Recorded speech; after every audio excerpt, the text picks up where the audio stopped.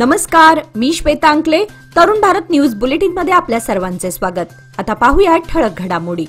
मराठा नेते मनोज जरांगे पाटील यांच्या उपोषणाला आज मंगळवारी मोठा विजय मिळाला आहे.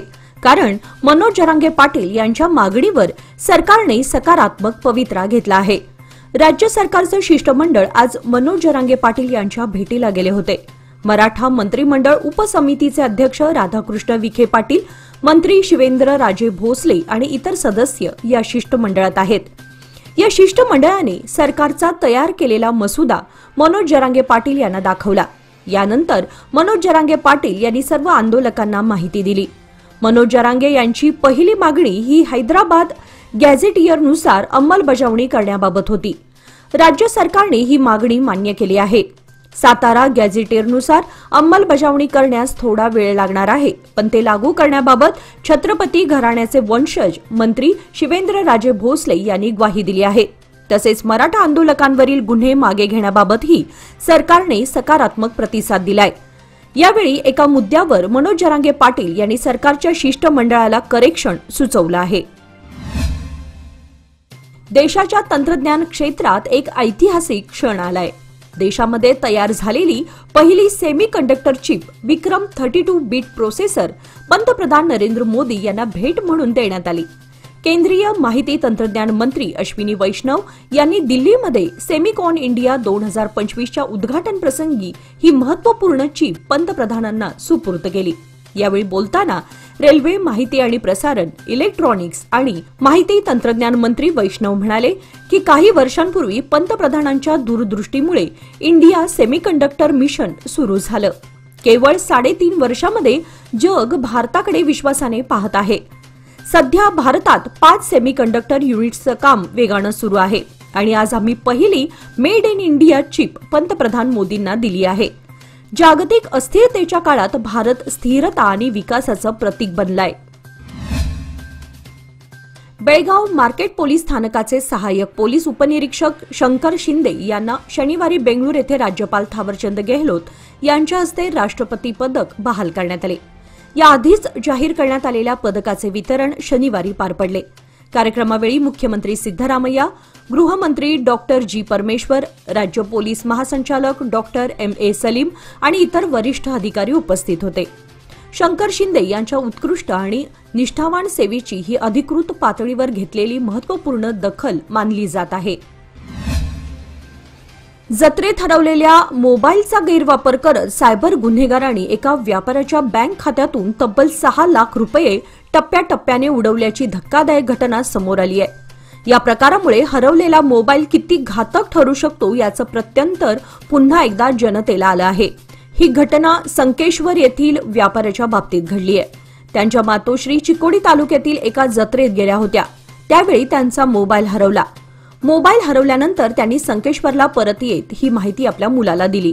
हरवलेल्या मोबाईलमध्ये असलेले सिम कार्ड त्या व्यापाऱ्याच्या बँक खात्याशी लिंक्ड होती. ही संधी साधत सायबर गुन्हेगारांनी 4 दिवसात 7 वेगवेगळ्या खात्यातून 6 लाख रुपये वळते केले. या प्रकाराची माहिती मिळताच सायबर क्राईम विभागाकडे तक्रार दाखल करण्यात आली आहे. पोलीस अधिक तपास करत आहेत. मानाचा महागणपती म्हणून प्रसिद्ध असलेले श्री नरगुंदकर भावे चौक सार्वजनिक गणेशोत्सव मंडळाच्या वतीने भव्य रक्तदान शिबिराचे आयोजन करण्यात आले होते. या रक्तदानामध्ये मंडळातील पदाधिकारी, कार्यकर्ते तसेच भक्तजन युवकांनी रक्तदान केले. या रक्तदान शिबिरास मंडळाचे अध्यक्ष बाळासाहेब काकतकर होते, तर प्रमुख पाहुण्या म्हणून महिला आघाडीच्या अध्यक्ष रेणू किल्लेकर तसेच त्यांच्या सहकारी उपस्थित होत्या. शिबिराचे आयोजन डॉक्टर नीता देशपांडे व सीईओ गौरी देशपांडे यांच्या सहकार्याने करण्यात आले. यावेळी रक्तदान करण्यास तरुणांसोबत तरुणींचाही उत्साह दिसून आला. शिबिराची सुरुवात गणेश आरतीने व स्वागताने करण्यात आली. मंडळाचे कार्यकर्ते, भाविक आणि स्थानिक नागरिकांनी उत्साहात सहभाग घेत मोठ्या संख्येने रक्तदान केले. मंडळाच्या वतीने सांगण्यात आले की गणेशोत्सव काळामध्ये सामाजिक जाणीव ठेवून आरोग्यदायी उपक्रम राबवणे हा उद्देश आहे. भविष्यातही असे उपक्रम सातत्याने राबवले जातील असे अध्यक्ष बाळासाहेब काकतकर यांनी सांगितले. गांधीनगर येथील राष्ट्रीय महामार्गालगत कृषी जमिनीचा जमीन वापर बदल करून उभारण्यात आलेला जय किसान खासगी भाजी मार्केटवर मोठी कारवाई झाली आहे. बेळगाव नगर विकास प्राधिकरण म्हणजेच बुडा यांनी दिलेला जमीन वापर बदलाचा आदेश रद्द केल्यानंतर बाजार समितीने या निर्णयाविरोधात उच्च न्यायालयात स्थगिती मागितली होती. मात्र मंगळवारी न्यायालयाने हा अर्ज फेटाळून लावला. ही एपीएमसी भाजी मार्केटला मोठी दिलासादायक बाब मानली जाते. 2013 मध्ये सुरू झालेला बेळगाव एपीएमसी हा राज्यातील दुसऱ्या क्रमांकाचा मोठा बाजार होता. पण केंद्र सरकारच्या मसुद्यानंतर खासगी मार्केट उभारणीस मुभा मिळाल्यानं एपीएमसीमधील व्यवहार ठप्प झाले होते. या निर्णयामुळे पुन्हा एकदा एपीएमसी बाजारपेठेला चालना मिळण्याची शक्यता आहे. राज्य प्रशासन सुधारणा आयोगाचे अध्यक्ष व आमदार आर.व्ही. देशपांडे यांनी काल सुपा जलाशयाला भेट देत पारंपरिक पद्धतीने काली नदीची पूजा करून बागेन अर्पण केली. माध्यमांशी बोलताना ते म्हणाले की सुपा जलाशय हा राज्यातील सर्वात मोठ्या जलाशयांपैकी एक आहे. उद्योग, जनजीवन आणि विकासासाठी हे जलाशय वरदान ठरलं आहे. माझ्या मतदारसंघात असे भव्य जलाशय असणे ही अभिमानाची बाब आहे असे त्यांनी सांगितले. जलाशय पूर्ण क्षमतेने भरल्यानंतर काली नदीला पूजा करणे आणि बागेन अर्पण करणे ही परंपरा असून यावर्षीही ती जपली जात आहे. जलाशयाच्या मनोहारी दृश्याने उपस्थितांनाही आकर्षित केले. अमृत भारत स्टेशन योजनेअंतर्गत बेळगाव रेल्वे स्थानकावर नव्या फूट ओव्हर ब्रिजचं काम सुरू आहे. मात्र या बांधकामासाठी वापरल्या जात असलेल्या साहित्याची स्थिती गंजलेली दिसत असल्यानं नागरिकांमध्ये नाराजी आणि चिंता व्यक्त होत आहे. सदर पूल 12 मीटर रुंद व 50 मीटर लांब असून तो प्लॅटफॉर्म 1, 2, 3 आणि 4 यांना जोडणार आहे. प्रवाशांच्या सोयीसाठी लिफ्ट, एस्केलेटर, रॅम्प आणि जिन्यांची सुविधा देखील देण्यात येणार आहे. मात्र याच पुलासाठी वापरल्या जात असलेल्या लोखंडी साहित्याचा काही भाग सोशल मीडियावर व्हायरल झाला असून त्यावर गंज चढल्याचं स्पष्ट दिसत आहे. त्यामुळे नागरिकांनी सवाल उपस्थित केलाय की गंजलेलं साहित्य वापरून तयार होणाऱ्या पुलाचं आयुष्य किती असणार. रेल्वे प्रशासनाने याकडे गांभीर्याने लक्ष देऊन योग्य दर्जाचं आणि सुरक्षित साहित्यच वापरण्याची मागणी स्थानिकांनी केली आहे. लोकमान्यच्या मुदत ठेव योजना म्हणजेच सुयोग्य कालावधी सर्वोत्तम व्याजदर. आता तुमच्या गुंतवणुकीवर मिळवा 10.60% परतावा. अधिक माहितीसाठी आजच संपर्क करा 1800212405. लोकमान्य, प्रत्येक पावलावर तुमच्या सोबत. योजना फक्त सभासदांकरिता. नियम व अटी लागू. कणबर्गी येथील तलाव सुधारणा कामामुळे पुन्हा वाद निर्माण झालाय. कणबर्गी गावातील जनावरांना या तलावात जाण्यासाठी 2 ठिकाणी 30 फुटी रस्ता सोडण्यात आलाय. आता नव्या सुधारणा कामामध्ये ते रस्ते बंद करण्यात येणार आहेत. शिवाय तलावात कारंजे बसवण्यात येणार असल्याची माहिती ग्रामस्थांना मिळाली. त्यामुळे काल सोमवारी कणबर्गी ग्रामस्थांनी तलावाजवळ जाऊन आंदोलन केलं. जनावरांना जाण्यासाठी सोडलेले रस्ते बंद केले तर तीव्र आंदोलन छेडण्याचा इशाराही देण्यात आला. सोमवारी तलावात जनावरे सोडून आंदोलन करत प्रशासनाचे लक्ष वेधले. स्मार्ट सिटी योजनेतून कणबर्गी तलावाची सुधारणा करण्यात आली आहे. स्मार्ट सिटी विभागाकडून या तलावाच्या सुधारणेचं काम हाती घेतल्यावर वाद निर्माण झाला होता. मात्र आता पुन्हा तलावात कारंजे तयार करण्यात येणार असल्यानं जनावरांचा प्रवेश बंद करण्यात येणार असल्याची माहिती ग्रामस्थांना मिळाली आहे. त्यामुळे आता ग्रामस्थांकडून पुन्हा विरोध होत आहे. केजीबी स्पोर्ट्स क्लब आयोजित व एसपी ऑटो ॲक्सेसरीज पुरस्कृत 47वी श्री गणेश चषक सिंगल विकेट क्रिकेट स्पर्धेच्या अंतिम सामन्यात शाहू निळकंठाने संतोष शेळके पाटीलचा एक चेंडू शिल्लक ठेवून विजय मिळवून तिसऱ्यांदा श्री गणेश चषक पटकावला. सरदार मैदानावरती खेळवण्यात आलेल्या Shri Ganesh single wicket cricket स्पर्धेमध्ये अंतिम सामना शाहू निळकंठचे व संतोष शेळके पाटील यांच्यात झाला. सामन्यानंतर प्रमुख पाहुणे पुरस्कर्ते शरद पाटील, सुहास पाटील, पंच बाबूराव कुटरे, माजी महापौर मालोजीराव अष्टेकर, प्रतीक पाटील, बाबू इंगोले, मनोज निर्मळकर, मंगेशकर आदी मान्यवरांच्या हस्ते विजेत्या शाहू निळकंठाचे आकर्षक चषक, रोख रक्कम व भेटवस्तू देऊन गौरवण्यात आले. काल सोमवार दिनांक 1 सप्टेंबर 2025 रोजी मातोश्री सौहार्द सोसायटी मन्नूर आणि केएलई हॉस्पिटल बेळगाव यांच्या संयुक्त विद्यमाने मोफत आरोग्य तपासणी व डोळे तपासणी शिबिराचे आयोजन करण्यात आले होते. या शिबिरास 200हून अधिक नागरिकांनी सहभाग घेत आरोग्य तपासणीचा लाभ घेतला. या तपासणीमध्ये 50 ते 55 लोकांमध्ये मोतीबिंदूची लक्षणे आढळून आली असून या सर्व रुग्णांचे मोफत ऑपरेशन पुढील आठवड्यात करण्यात येणार आहे अशी माहिती आयोजकांनी दिली. शिबिरामध्ये केएलई हॉस्पिटलचे डॉक्टर्स व तज्ज्ञांनी रक्तदाब, मधुमेह, डोळे तपासणी यासारख्या इतर तपासण्या केल्या. ग्रामस्थांनी या उपक्रमाचं स्वागत करत मातोश्री सौहार्द सोसायटी आणि केएलई हॉस्पिटलचे आभार मानले।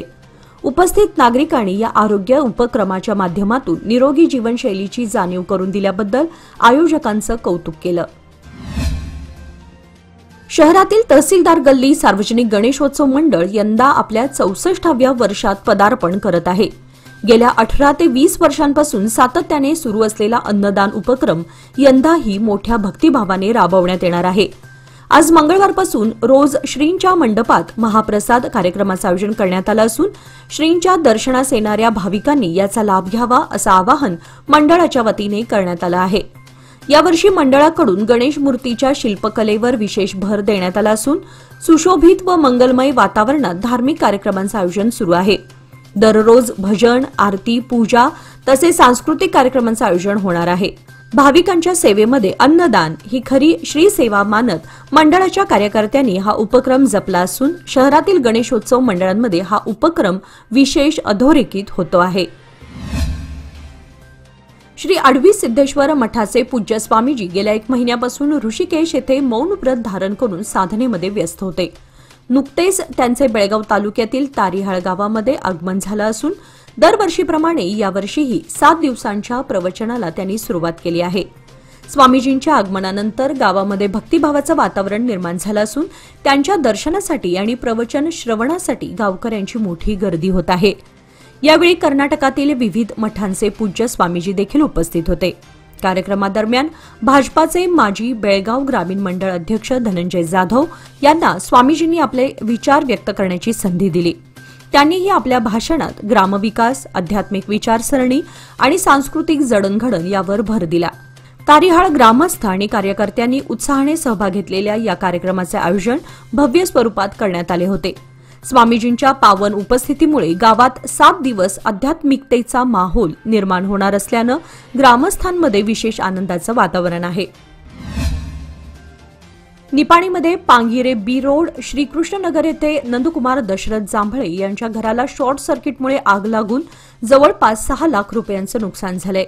या आगीमध्ये प्रापंचिक साहित्य, सोने, रोख रक्कम जळून खाक झाली आहे। याबाबत घटनास्थळावरून समजलेली अधिक माहिती अशी की श्रीकृष्णनगर पांगिरे बी रोड येथे नंदकुमार दशरथ जांभळे हे पांडू मोरे यांच्या घरी भाडोत्री म्हणून राहतात। जांभळे कुटुंबीय सकाळी काही कामानिमित्त बाहेर गेले होते। मंगळवारी दुपारी 12:30 ते 1च्या सुमारास अचानक घराला आग लागली। यावेळी शेजाऱ्यांनी आग विझवण्याचा प्रयत्न केला, परंतु आगीने रौद्र रूप धारण केलं।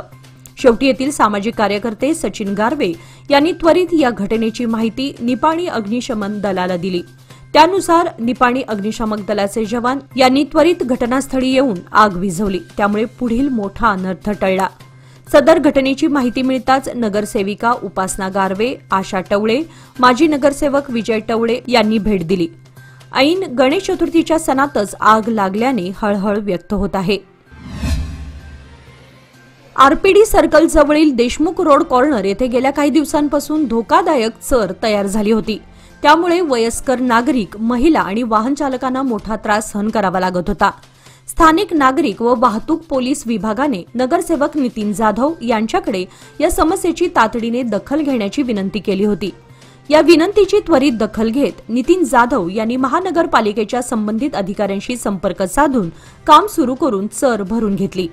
या तत्परतेबद्दल स्थानिक नागरिक आणि पोलीस प्रशासनाने नगरसेवक नितीन जाधव यांचं विशेष कौतुक आणि आभार व्यक्त केले। शहरात लोकहितासाठी तत्परतेने काम करणाऱ्या लोकप्रतिनिधींची गरज असल्याचं मत नागरिकातून व्यक्त होत आहे। याचबरोबर आजचे बातमीपत्र इथे संपले। अधिक माहिती आणि ताज्या घडामोडींसाठी पाहत रहा तरुण भारत न्यूज चॅनल। तसेच आमच्या चॅनलला लाईक, शेअर आणि सबस्क्राईब करायला विसरू नका। आणि विश्वासार्ह बातम्यांसाठी दररोज वाचा दैनिक तरुण भारत। धन्यवाद।